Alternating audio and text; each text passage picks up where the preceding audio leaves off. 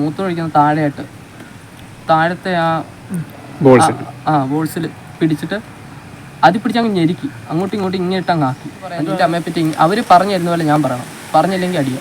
സാറേ, എൻ്റെ അനിയൻ്റെ ഒരു കേസായിട്ട് ബന്ധപ്പെട്ടാണ് ശാസ്താംകോട്ട പോലീസുകാർ ഞങ്ങളുടെ വീട്ടിൽ വരുന്നത്. ആദ്യം 27-ാം തീയതിയാണ് വരുന്നത്, മെയ് 27-ാം തീയതി. 27-ാം തീയതി വരുമ്പോൾ ഇവർ എൻ്റെ വീടിൻ്റെ താഴത്തെ ഞങ്ങളുടെ വെളിച്ചൻ്റെ വീടാണ്. വെളിച്ചൻ്റെ വീട്ടിൽ ആദ്യം വരുന്നത് ഏകദേശം 6 മണിയൊക്കെ കാണും രാവിലെ. ഞാൻ ജോലിക്ക് പോയേക്കുമായിരുന്നു. എന്നിട്ട് ഇവർ വീട്ടിൽ കയറി വന്ന് താഴെ വന്ന് പറയുന്ന കേസുണ്ടെന്ന്. എൻ്റെ പേരാണ് ഓൾറെഡി കേസ്. അപ്പോൾ അവൻ്റെ പേര് കേസുണ്ടെന്നാണ് താഴെ പറയുന്നത്.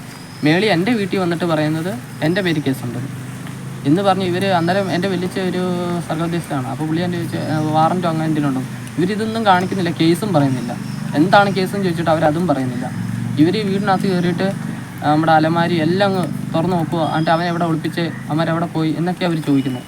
അപ്പോൾ ഇവർ പറഞ്ഞു, സാറേ കേസ് പറഞ്ഞു, ഞങ്ങൾക്ക് നിങ്ങൾ എന്തിനിപ്പോൾ ഇവിടെ വന്നതെന്ന് പോലും നമുക്ക് അറിഞ്ഞുകൂടാന്ന് പറഞ്ഞു വീട്ടുകാർ. അന്നേരം ഇവരതൊന്നും പറയുന്നില്ല. ഇവരെന്നിട്ട് പിന്നെ എന്ന് പറയുന്നത് മെയ് 29-ാം തീയതി പിന്നെ അത് കഴിഞ്ഞ് ഇവർ കോൺടാക്റ്റ് ചെയ്യുകയൊന്നുമില്ല. മെയ് 29-ാം തീയതി ഞാനെങ്കിൽ ജോലി കഴിഞ്ഞ് ഇതുപോലെ നടന്നു വരുവാണ്. അപ്പം നമ്മുടെ അടുത്ത് തന്നെ എൻ്റെ കൂട്ടുകാരൻ്റെ കല്യാണം നടക്കുക. അപ്പോൾ അവൻ്റെ വീട്ടിൽ പെയിൻ്റ് അടിയും കാര്യങ്ങളൊക്കെ നടക്കുക. അപ്പോൾ അവനായിട്ട് ഞാൻ സംസാരിച്ചുകൊണ്ടിരിക്കുമ്പോഴാണ് ഒരു ഷിഫ്റ്റ് കാറ് ആദ്യം അവർ വന്ന ബൊലോന കാറിനകത്താണ് ഇവർ 4 പേര് വന്നത്. ഈ സെയിം 4 പേര് തന്നെയായിരുന്നു അന്നേരം അവർ തന്നെയാണ് തിരിച്ച് പിന്നെ അവിടെ തന്നെ കിടന്ന് കറങ്ങുമായിരുന്നു. ഇവർ പിന്നെ നമ്മുടെ വീട്ടിലോട്ട് വിളിച്ച് അന്വേഷിക്കാനൊന്നും നിന്നില്ല. പിന്നീട് വീട്ടിലോട്ട് വരും ഒന്നും ചെയ്തില്ല. പിന്നെ രാത്രി ഏകദേശം 29-ാം തീയതി രാത്രി 7 മണിയായി കാണും. 7 മണിയൊക്കെ കഴിഞ്ഞ് ഞാൻ നടന്ന് അവൻ്റെ അടുത്ത് സംസാരിച്ചുകൊണ്ടിരിക്കുമ്പോൾ ഈ ഷിഫ്റ്റ് കാറ് അങ്ങോട്ട് പോകുന്നത് ഞാൻ കണ്ടു. അങ്ങോട്ട് പോയിട്ട് പിന്നെ ഒരു 10-15 മിനിറ്റ് കഴിഞ്ഞ് കാണും ആ കാറ് നേരെ തിരിച്ചു വന്നിട്ട് അതിൽ നിന്ന് ഫൈസൽ, അത് ആദ്യം ഇറങ്ങുന്ന ഫൈസൽ എന്ന് പറഞ്ഞ സാറാണ്. പുറവശത്ത് ആ ഡോറ് തന്നെ ഇറങ്ങും, എൻ്റെ കൈ രണ്ടും കൂടെ പുറവശത്തോട്ട് കെട്ടി അങ്ങ് പിടിക്കുമായിരുന്നു. പിടിച്ചിട്ട് അവൻ്റെ അടുത്ത് അവൻ പറഞ്ഞു ആരാന്ന് പറഞ്ഞാൽ അവൻ ഇങ്ങനെ ചോദിച്ചു. അപ്പോൾ അവൻ്റെ അടുത്ത് മിണ്ടല്ലേ, ഞങ്ങൾ ഇതുപോലെ ശാസ്താംകോട്ട പോലീസ് സ്റ്റേഷനാണ്, ഇവനെ പിടിച്ച കാര്യം അവർ വീട്ടിലോ ഒന്നും അറിയില്ലെന്ന് പറഞ്ഞു. വീട്ടിൽ വിളിച്ച് പറഞ്ഞിട്ട് അവൻ്റെ നമ്പറൊക്കെ എഴുതിക്കൊണ്ടൊക്കെ പോവുകയൊക്കെ ചെയ്തു. എന്നിട്ട് എന്നെ ആണെങ്കിൽ എന്നെ കൈ പിടിക്കും, എൻ്റെ ഇവിടെ നടുവിനിങ്ങനെ തൊഴിക്കുകയും ചെയ്തു, മുട്ട് വെച്ച് തൊഴിച്ചിട്ട്. അപ്പോൾ അകത്തൊരു സാറ് ഇരിപ്പുണ്ട്. ആ സാറിൻ്റെ ഞാനൊരു ഉടുപ്പായിരുന്നിട്ട് ഉടുപ്പിൻ്റെ കോളറെല്ലാം പിടിച്ച് വലിച്ച് അകത്തോട്ട് കയറ്റിയിടും. ഞാൻ എന്നിട്ട് എൻ്റെ വെപ്രാളം പിടിക്കുന്നില്ല അവിടെ ചോദിച്ചു എന്താ കാര്യം എന്നൊക്കെ അവരോട് ചോദിച്ചു. അപ്പോൾ അവരാണെങ്കിൽ കാര്യമൊന്നും പറയുന്നില്ല. അവരെൻ്റെ അടുത്ത് ചീത്ത വിളിച്ചാണ് സംസാരിക്കുന്നത്. ആ ചീത്ത പറയാൻ ബുദ്ധിമുട്ടുണ്ട്. ചീത്ത വിളിച്ച് എൻ്റെ അടുത്ത് സംസാരിക്കുന്ന മൊത്തം. അന്നേരം ഞാൻ പിന്നെ ചോദിച്ചു. അന്നേരം ഇപ്പുറത്ത് നിന്ന് ഫൈസൽ എന്ന് പറഞ്ഞ സാറ് ഒരു കാര്യം ചെയ്യും, ആ ചില്ല് മൊത്തം ഇടാൻ പറഞ്ഞു. ക്ലാസ്സിൻ്റെ ചില്ല് മൊത്തം ഇട്ടിട്ട് ഈ പുള്ളിക്കാരനാണെങ്കിൽ അന്നത്തെ ബ്ലൂടൂത്ത് കണക്റ്റായിട്ട് മറ്റേ ക്രിക്കറ്റ് കണ്ടുകൊണ്ടിരിക്കുക, IPL നടന്നുകൊണ്ട് ടൈമിൽ. അപ്പോൾ അതങ്ങ് ശബ്ദം കൂട്ടിയിട്ട് എന്നെ ഇങ്ങനെ ഒരു പിടി ഇങ്ങനെ നോക്കും. ഈ പുള്ളി എൻ്റെ വലത്തെ സൈഡിലായിരിക്കുന്നത്.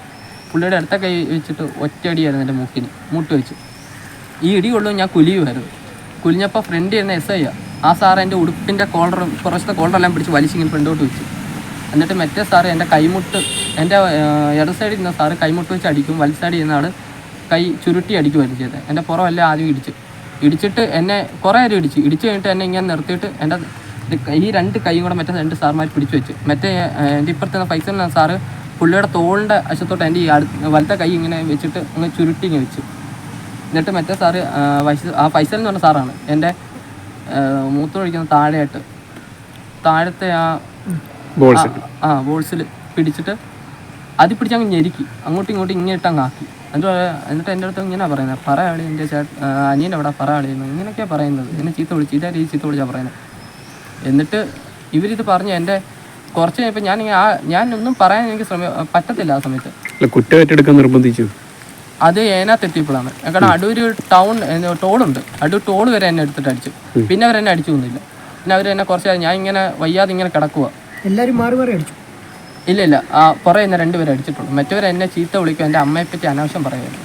എന്നിട്ട് എൻ്റെ അടുത്ത് പറയാം നിൻ്റെ അമ്മയെപ്പറ്റി അവർ പറഞ്ഞു തരുന്ന പോലെ ഞാൻ പറയണം, പറഞ്ഞില്ലെങ്കിൽ അടിയാ. നിൻ്റെ അമ്മ അങ്ങനെ അതൊക്കെ പറയാൻ എനിക്ക് ബുദ്ധിമുട്ടാണ്. കാരണം ഒരു മോൻ കേൾക്കാൻ പറ്റാത്ത വാചകങ്ങളാണ് അത് മൊത്തം. പല അശ്ലീലമായ വാക്കുകളൊക്കെയാണ് അവർ സംസാരിച്ചത്. എത്ര പോലീസുകാരുണ്ടായിരുന്നു? 4 പേരുണ്ടായിരുന്നു.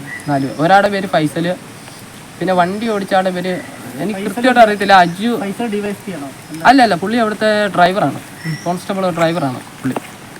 എൻ്റെ ഇപ്പുറത്തെ നാളുടെ പേരും എനിക്ക് അത്ര വ്യക്തമല്ല. ഫ്രണ്ടിൽ നാളുടെ SIയുടെ പേര് ശരത്തെന്നും മറ്റും അങ്ങോട്ടാണ്. കാരണം എന്നെ ഇല്ല പോലീസ് അതോറിറ്റി കളക്ടറേറ്റ് അവിടെ വിളിപ്പിച്ചപ്പം അവർ പറഞ്ഞായിരുന്നു ഫ്രണ്ടിൽ നിന്ന് SI ആരാന്ന് ചോദിച്ചപ്പോൾ. കാരണം എനിക്കൊരു തെറ്റിദ്ധാരണ പറ്റിയായിരുന്നു.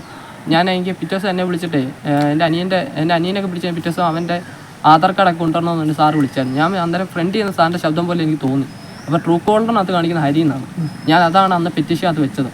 ആ സാറാണെന്ന് ഞാൻ തെറ്റിദ്ധരിച്ചു പോയി. അതിൻ്റെ തെറ്റിദ്ധാരണ തന്നെയാണ്. കാരണം ആ സാറിന് എന്നെ അറിയത്തുപോലും ഇല്ല. കേസ് ഏറ്റെടുക്കാൻ പറഞ്ഞില്ലേ? ആ പറയുന്നത് എൻ്റെ ഇപ്പുറത്ത് തന്നെ സാറാണ്. പക്ഷെ ആ സാറിൻ്റെ പേര് എനിക്കറിയത്തില്ല. കേസ് ഞാൻ ഏറ്റെടുക്കാൻ പറഞ്ഞു. ഇനി അവരെ വീട്ടിനടുത്ത് അവർ സംസാരിക്കാമെന്ന്.